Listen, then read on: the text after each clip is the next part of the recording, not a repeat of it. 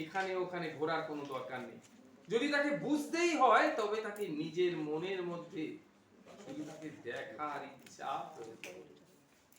ওই জন্যই তো ঠাকুর শ্রীরামকৃষ্ণ বিবেকানন্দকে সরাসরি বললেন, তুই যদি চাস, মা বললেন কি, যদি শান্তি চাও, যদি শান্তি চাও, যদি শান্তি না চাও তো দোষ দেখে বেড়াও, কোনো অসুবিধা নেই। কিন্তু যদি শান্তি চাও তাহলে দেখা যাচ্ছে যে শান্তি পাওয়াটা আমার উইজের উপর নির্ভর করছে। আমি চাইছি না, পাচ্ছি না। শান্তি যে পথে আসবে সেই পথে আমি যাচ্ছি না। যে পথে গেলে আমার ডেস্টিনেশনে আমি পৌঁছবো সেই পথ যদি আমি না ধরি, আমি যদি বন পথে যাই, তাহলে নানান রকমের প্রতিকূলতা আইস করবে, কি করবে নাকি? তো সেটাই, তাই না? আমাকে বলে দিয়েছে যে এইটাই বাবা, এইখান দিয়ে চলে গেলে তুমি শান্তি পাবে, এই পথটা। আমি বললাম আচ্ছা ঠিক আছে, এটা বলেছেন তো, আমি একটু ঘুরে ঘুরে আসি।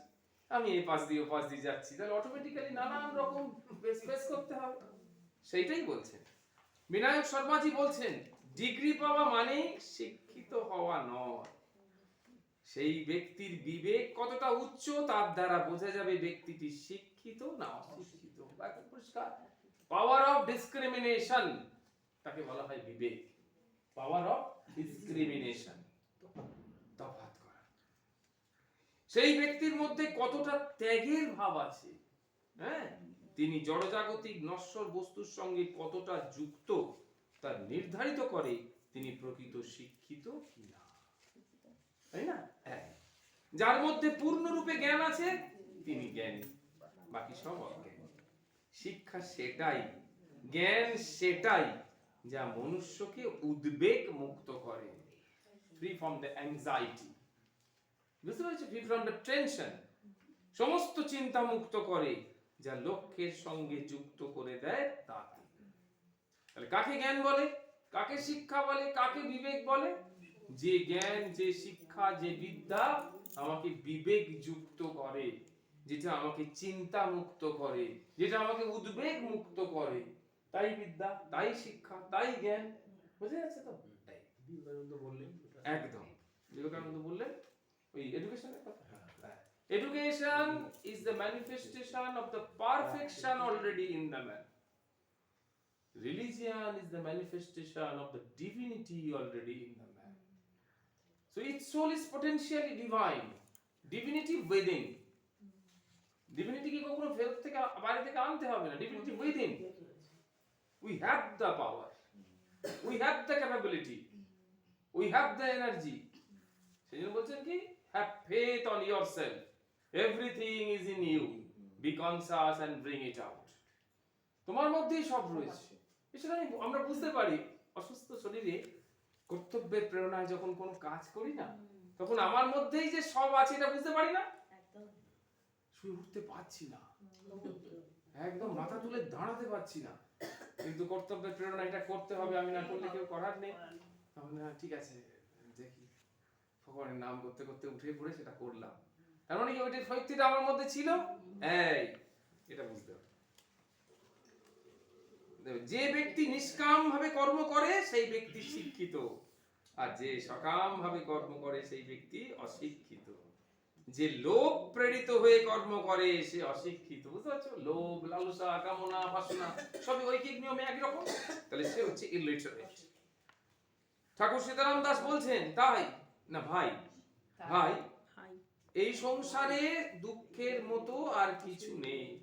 দুঃখ যত গভীর হয় মানুষ ততই ঈশ্বর, মানুষ ততই ঈশ্বরকে গভীর ভাবে আলিঙ্গন করে। ভগবান বললেন মহারোগ মহাশোক মদ অনুগ্রহ লক্ষণম। মহাশোক, মহারোগ এগুলো ভগবানের অনুগ্রহ লক্ষণ। The sign of the divine grace of the holy God is কি? মহারোগ, মহাশোক। এগুলো কি?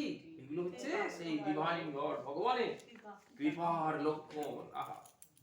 অর্থাৎ মহারোগ, মহাশোক এই দুটি আমার কৃপা লাভের লক্ষণ।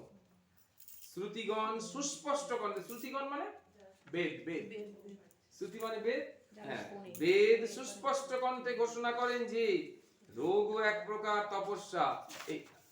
যেমন তপস্যার দ্বারা পাপ ক্ষয় হয়, তেমনি রোগের দ্বারাও পাপ। রোগ তো কেন? দুটো খাতা, এটা যে পাপের খাতা একটা পুণ্যের খাতা। আমরা যে সুখ আর দুঃখ বলছিলাম, সুখাদতি সুখা, দুঃখাদতি দুঃখ। তাহলে সুখাদতি মানে সু মানে পুণ্য, পুণ্যের খাতা থেকে খরচ হচ্ছে।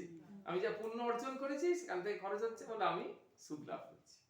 আর দুঃখাদতি মানে আমার যে পাপ সেইটা, সেখানে ক্ষয় হচ্ছে, আমার দুঃখ, যন্ত্রণা, জ্বালা, কষ্ট, শোক, রোগ ব্যাধি, নানান রকম অতিষ্ঠ হয়ে যাওয়া।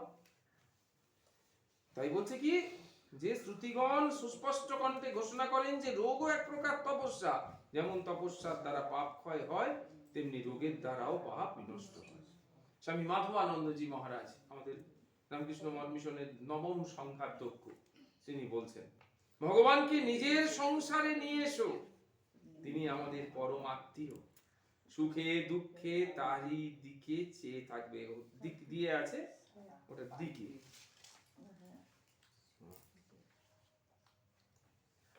আন্তরিক হলে তার সাড়া পাবেই। বুঝে যাচ্ছে তো?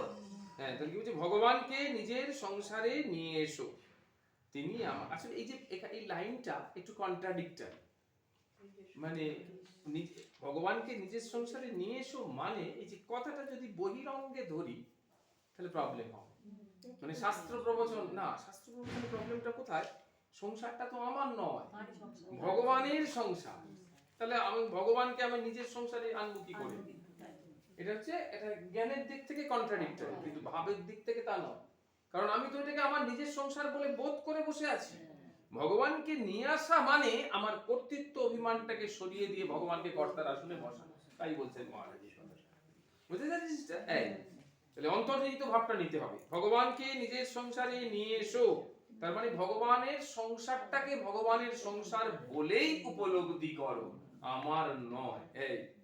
তিনি আমাদের পরমাত্মীয়, সুখে দুঃখে তারই দিকে চেয়ে থাকবে, আন্তরিক হলে তার সাড়া পাবে।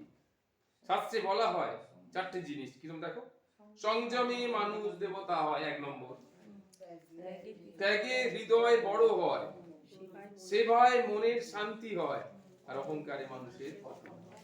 এটা শাস্ত্রে 4টে বাক্য, মহাবাক্য বলা হচ্ছে। 1 2 3 4 দিকে নিয়েছো। হ্যাঁ, সংযমে মানুষ দেবতা হয়, মানে man become divine with the help of abstinence. এটা মহা সারদার কথা। ত্যাগে হৃদয় বড় হয়, expansion of heart coming from the renunciation. সেবায় মনের শান্তি হয়, তাহলে peacefulness come with the help of service. অহংকারে মানুষের পতন হয়, humanity being disappear, humanity being abolished through vanity. এগুলো আমাদের মধ্যে থেকে চলে যায়। বুঝতে পারছো কি সাংঘাতিক জিনিস? 6 নম্বরে স্বামী বিবেকানন্দ বলেছেন, যেখানে অজ্ঞান সেখানে ভয়, ভয় জন্মায়, আর ভয় থেকেই আসে আসক্তি এবং পরাধীনতা। মানুষ তখন নিজের শক্তিকে ভুলে যায়, কিন্তু যেই মুহূর্তে উপলব্ধির আলো জ্বলে ওঠে, সেই মুহূর্তেই বোঝা যায় মুক্তি বাইরের নয়, ভেতরেই ছিল। মুক্তি শুধু নয়, শক্তি, ভক্তি, বিশ্বাস, প্রেম, শরণাগতি সব ভেতরেই ছিল। এই যে আধ্যাত্মিক জ্ঞান আমরা শোনার পর জাগছে না, ওই আধ্যাত্মিক জ্ঞান শোনার পর জাগলো, তার মানে ওটা ভেতরেই ছিল, শোনার পর প্রাপ্ত হলো নয়, প্রাপ্ত